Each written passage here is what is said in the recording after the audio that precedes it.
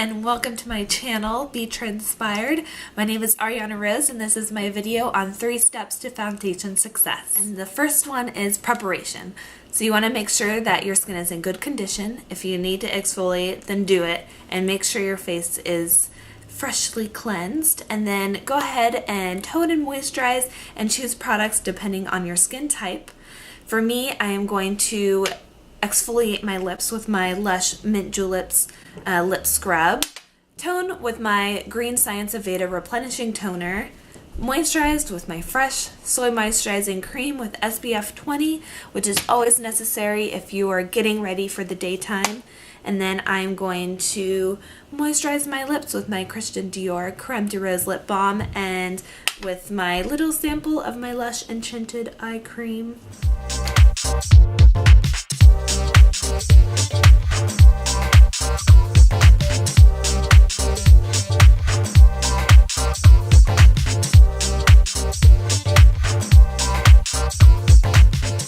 That goes with preparation is priming. So if you want to address a specific skin concern, then go ahead and do this here, whether you want something that's pore perfecting, oil controlling, or moisturizing. For me, I'm going to use my NARS Pro Prime Smudge Proof eyeshadow base on my oily eyelids to keep anything I put on there in place. And then I'm going to go ahead and give myself a radiant glow with my MERCIER Radiance Foundation Primer.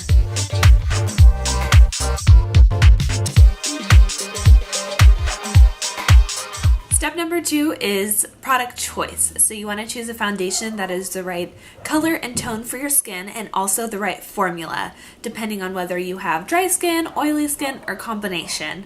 And the last thing is you want to choose a foundation that's the right coverage for you. And be realistic about this. Really take a look at your skin and choose a coverage that's going to work best for you. And the goal should be to choose the lightest coverage possible to get the best result.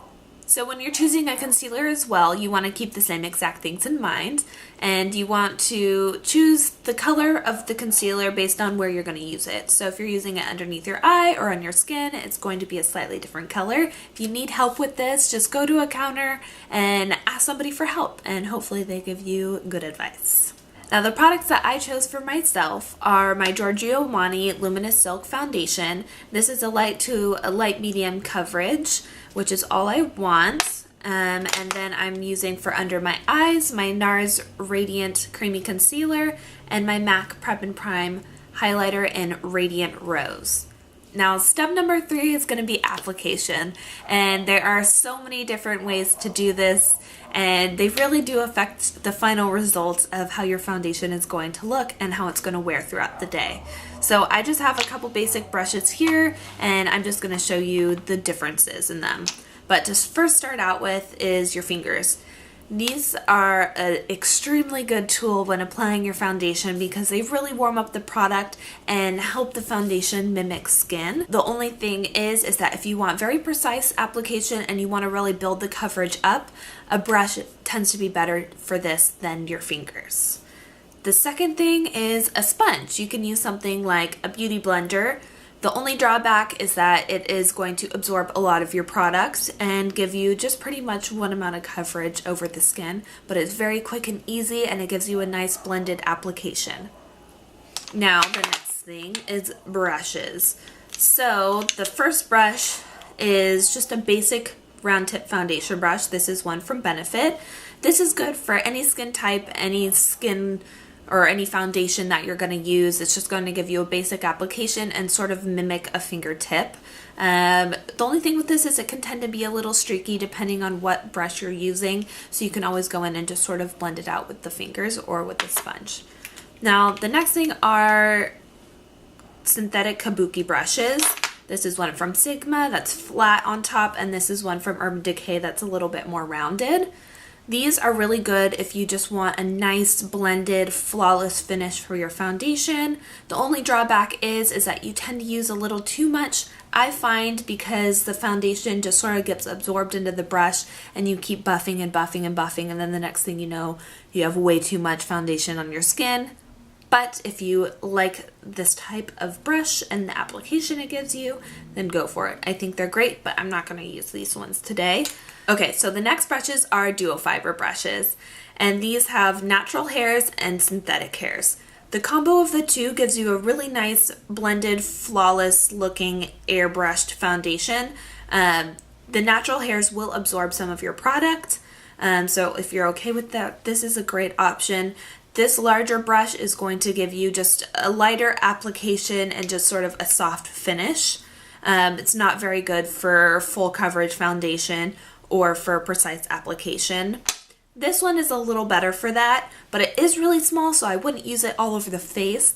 I may use my fingertips to apply an even layer of foundation on the skin, and then maybe go in through the center of my face to build the coverage and really work it into the pores. If you have really dry skin that tends to be a little flaky, I would stay away from brushes that you need to really blend into the skin, because it's just going to irritate it and bring it to the surface. Also, when you're working with a brush and foundation, I do recommend to work off your hand, because if you tend to dot it on the face and then blend it in after, you can use a lot more foundation than you actually need. So just work off your hand and you'll find that you'll save a lot of foundation and your skin will look a lot more natural. Okay, now that I've thrown all that information out at you, I'm going to tell you what I'm going to do to my skin today. And I'm using the foundation I already told you about, and I'm going to use my fingertips. And I'm just going to blend this evenly throughout the skin.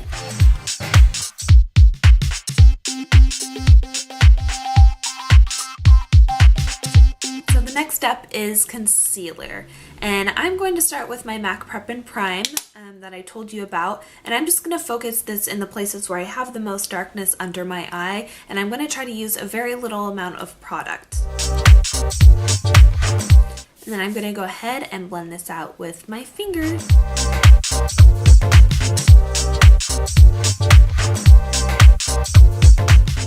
Now, since the MAC Prep and Prime in Radiant Rose has that rosy undertone to it, it does help to neutralize the darker tones under my eyes, and that's why I used it. Now I'm going in with my NARS Radiant Concealer, and I'm going to apply the littlest amount, and you can do this with a brush if you want to be very precise about it, but I'm just going to use my Beauty Blender just to give a really nice blended, blown out look.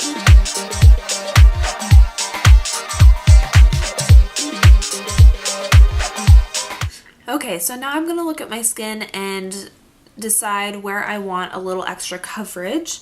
And I want just a little bit right underneath my nose and just a little bit on top of my nose through the center of the face. And I'm just going to use my same concealer. It's close enough to my skin color, so I can still use it. I'm just going to blend that out with my Beauty Blender because I like that it does absorb product for this, so I don't get a lot of buildup. And it just gives a sheer wash of coverage.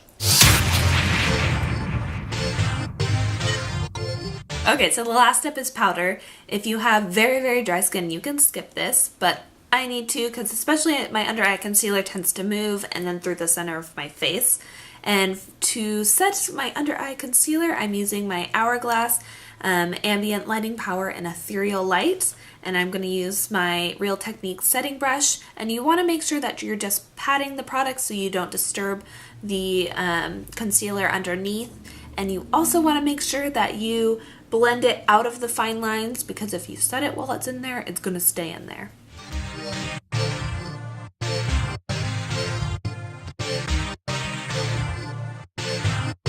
Then the powder I'm going to use to set my foundation is my BECCA Perfect Skin Mineral Powder Foundation, and I'm just going to pat this into the skin, through the center of the face, and a little bit on the cheeks. And I'm using my MAC 138 brush for this.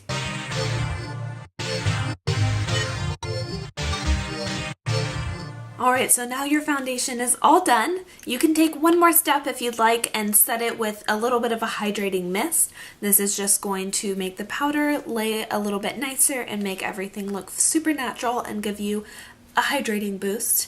I'm going to finish all of my makeup before that. Alright, so I went ahead and finished my makeup. Now just to finish off my foundation, I'm going to do my Fix Plus and...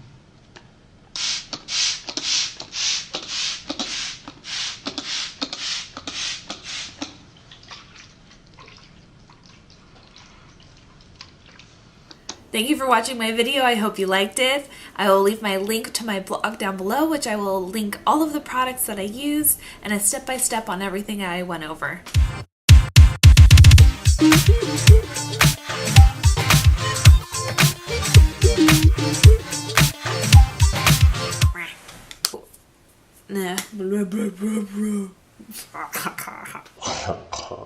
Hello. What is this?